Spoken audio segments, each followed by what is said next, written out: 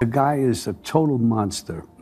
And anybody, I don't understand it. I guess they get behind that kind of logic. They want to with people, screw them, because they're unhappy about something. He's such a mean, nasty, hateful person. I'd never play him as an actor. De Niro turns around and he's like,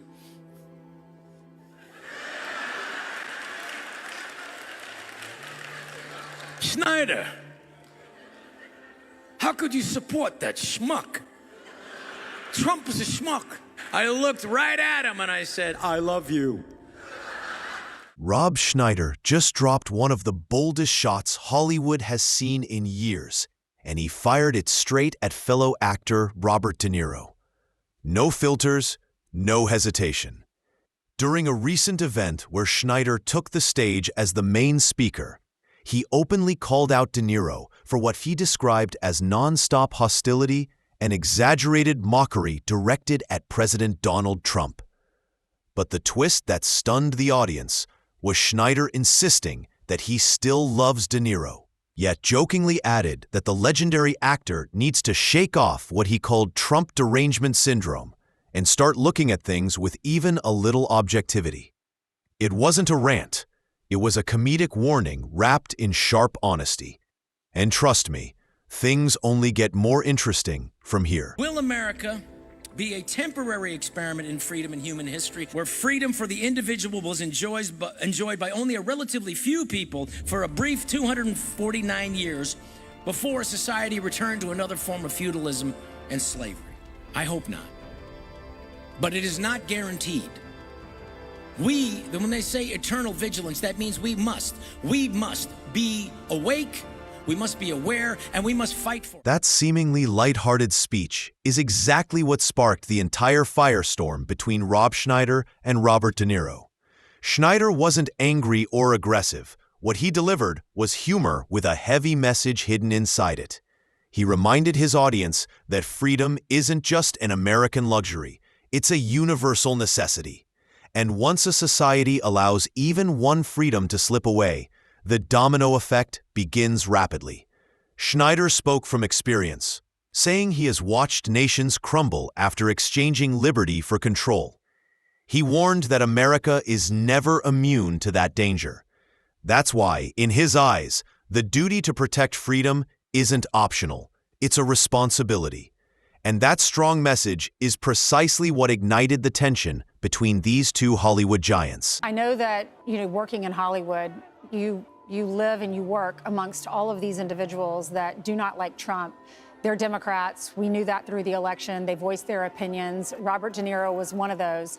And I know you were at the 50th anniversary of SNL. Y'all were in the audience, and they asked anyone who had been on the show or hosted the show to come up on stage. And Robert De Niro was standing in front of you. Someone pushed you into him, probably on purpose, so you'd have that interaction. And you were confronted with him. This is how you described that moment. De Niro turns around and he's like,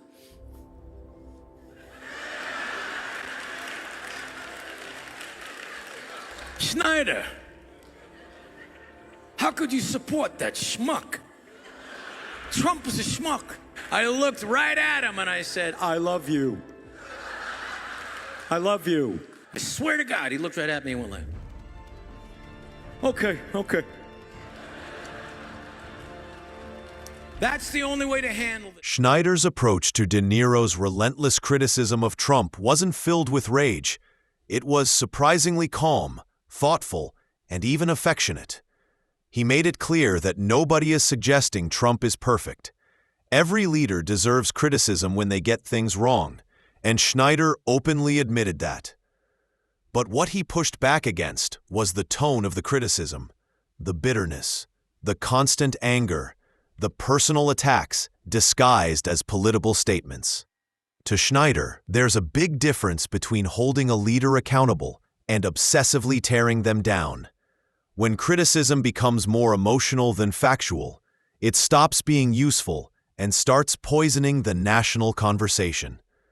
His message was simple: debate fiercely, but don't let hatred replace reason. We're never going to be able to out-cancel the cancel culture. They're better at it than us. It's got to be through love. That is so beautiful. Instead of arguing with them, which is what they want, you just said, I love you. Well, I do. I love him. And look, it's got to come through love. And it's true. And if, the Bible says you don't get a reward for loving your brother. You get a reward for loving people who are your enemy, or people who, and he's not my enemy. I love him, and he's angry. And the way to really do this and to confront this is through love. What Schneider did matters because it highlights a truth people often forget.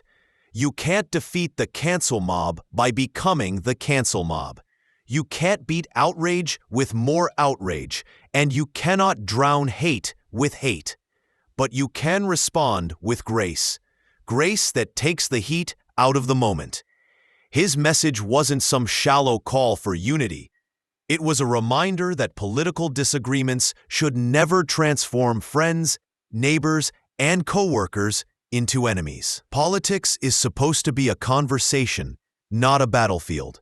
Schneider showed that disagreement doesn't have to mean disrespect.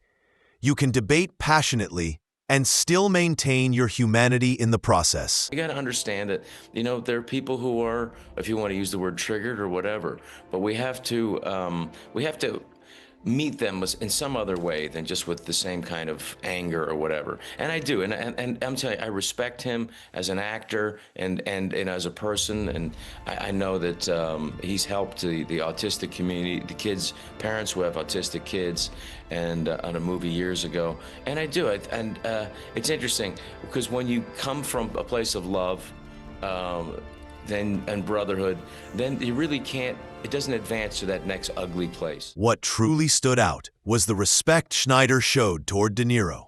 Despite the fact that they stand on opposite political sides, he never insulted him, mocked him, or dismissed his decades of influence. Instead, Schneider praised De Niro's extraordinary career and acknowledged the massive impact he has had on Hollywood. His admiration was sincere, even though their political beliefs couldn't be more different. That attitude is exactly what's missing in today's climate. You don't have to share someone's politics to appreciate their talent or treat them with dignity. Schneider proved that you can challenge someone's ideas without tearing down the person behind them. And so what we really have to do is continue discourse. And that's what Frank Turek was there to do. My good friends, professors, Dr. Andrew Doyle and Professor Peter Boghossian, we were there to discuss things with kids. And we said what Charlie Kirk said.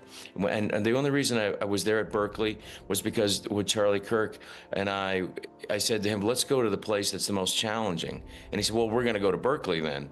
And it was challenging, but I wish it was challenging in a way that was really what this country is set to do, which is free speech. And Berkeley is the home of free speech. Yeah. And yet all of a sudden, that was the place where free speech on campus was really enshrined at the university. Free speech isn't a decoration. It's the foundation that supports every other freedom. But protecting it doesn't always require hostility or aggression.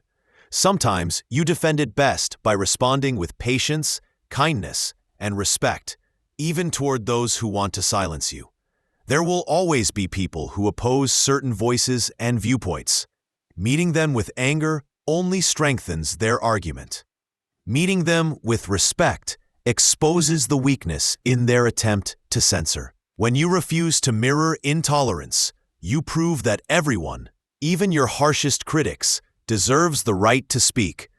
That's how freedom not only survives, but grows stronger. The idea that somebody now can silence another group of people and prevent people from getting in. We could have sold that place out 3 times, and it was completely sold out, but yet they were not allowed. And the university could have done a better job of allowing people, helping them to usher the kids in to come see us. But those brave kids, I want to thank all the Turning Point USA kids at Berkeley for being courageous and coming in spite of the negativity and the violence outside. The UC Berkeley students who showed up in massive numbers weren't fighting for a politician.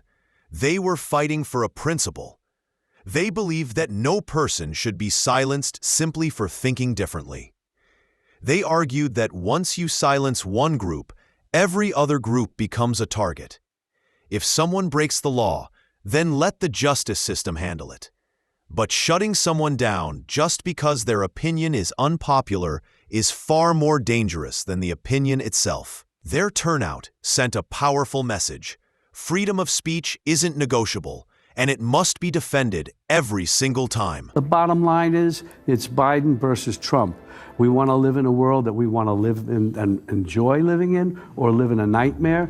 Vote for Trump, and you'll get the nightmare. Vote for Biden, and we'll be back to normalcy. Yeah.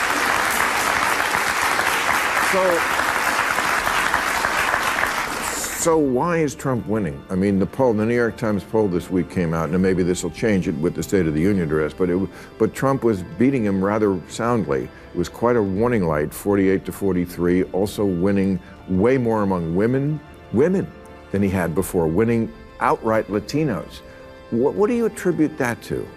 I don't know. I just don't want to feel the way I did, and many of us don't, after the election in 2016. This brings us to the clear contrast between Schneider and De Niro. While Schneider approached the situation with nuance, respect, and even affection, De Niro took a far more blunt, emotional route. Instead of offering thoughtful critique, De Niro simply labeled Trump a nightmare and moved on. His comments were full of frustration, but short on perspective. Schneider, meanwhile, urged people to look beyond personal feelings and consider the bigger picture. De Niro's reaction reflects a broader trend in Hollywood, reducing complex politics into exaggerated caricatures driven by emotion rather than logic. Schneider's response, measured and principle-focused, showed how political disagreement should be handled. Where we couldn't believe that it happened. The guy is a total monster. And anybody, I don't understand it. I guess they get behind that kind of logic. They want to with people, screw them, because they're unhappy about something. He's such a mean, nasty, hateful person. I never play him as an actor, because I can't see any good in him. Nothing. Nothing at all. Nothing redeemable in him. And we have to, and whoever the people are who want to vote for him, and there look like intelligent people around there, for some reason, it can't be. Even Trump supporters weren't spared from the wave of venom that swept through political conversations. The criticism wasn't limited to Trump's policies. It extended to anyone who voted for him, creating a climate where disagreement felt personal and unforgiving. No leader is perfect, and no one expects universal approval. But acknowledging achievements when they happen isn't partisan, it's simply honest. In a culture drowning in hate and exaggeration, a little objectivity can go a long way. Rob Schneider's approach to the De Niro situation offers a refreshing example of how disagreements can be handled today. He stood firm, spoke respectfully, defended free speech, and still managed to recognize De Niro's accomplishments. His message was clear: disagreement doesn't require dehumanization. By valuing truth over rage and understanding over hostility, we can rise above the toxic political climate and preserve the principles that truly matter.